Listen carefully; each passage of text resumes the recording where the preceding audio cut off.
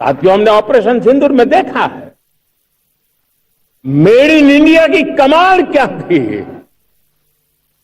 दुश्मन को पता तक न चला कि कौन से शस्त्रास्त्र है,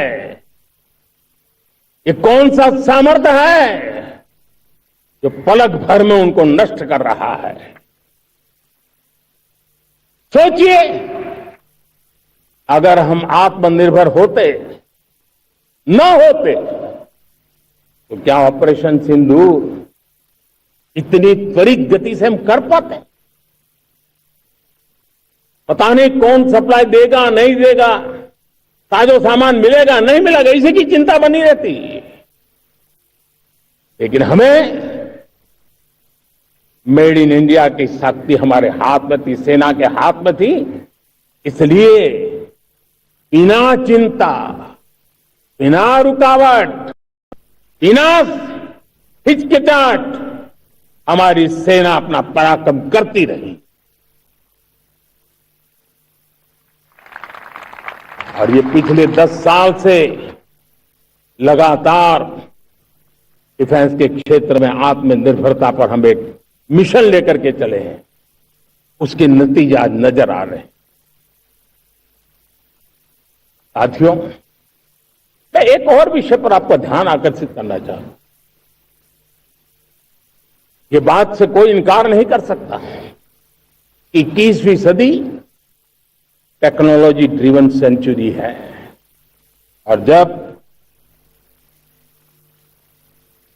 टेक्नोलॉजी ड्रिवन है और इतिहास की तरफ नजर करें तो पता है, इतिहास गवाह है, जिन जिन देशों ने टेक्नोलॉजी में महारत हासिल की, वो देश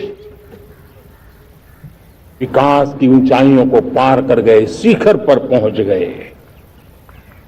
आर्थिक शक्ति नए पैमाने पर पहुंचती गई।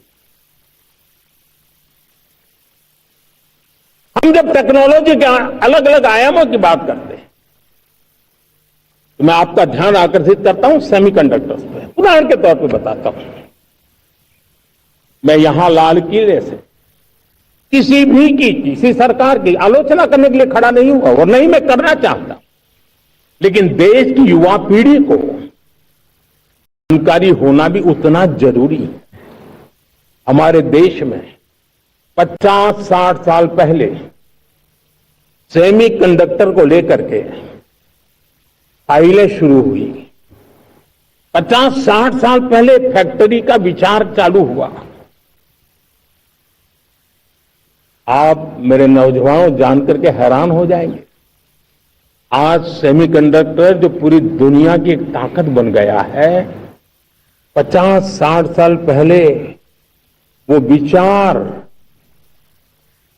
वो फाइलें अटक गई, लटक गई, अटक गई।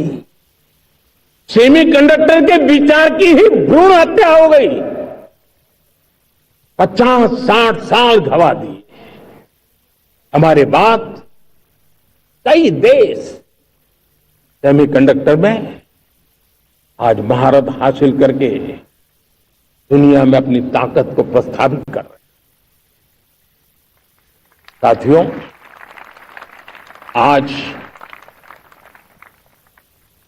हमने उस बोझ से मुक्त होकर के मिशन मोड में सेमीकंडक्टर के काम को आगे बढ़ा।